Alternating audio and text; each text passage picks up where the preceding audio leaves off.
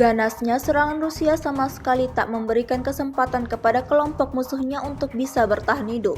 Baru-baru ini ramai beredar di media sosial Telegram pada Rabu 4 September 2024 video yang memperlihatkan kerja tempur militer Rusia dalam menghancurkan benteng angkatan bersenjata Ukraina di arah Avdiivka. Kerjasama yang terkoordinasi dengan baik antara pasukan artileri, unit penyerangan, dan kru UAV Rusia mengakibatkan terjadinya kerusakan hebat di area di mana personel dan peralatan militer Ukraina terkonsentrasi. Tampak dalam rekaman awak MLRS Grad dari kelompok pusat meluncurkan tembakan rudal lebih dari 10 kali.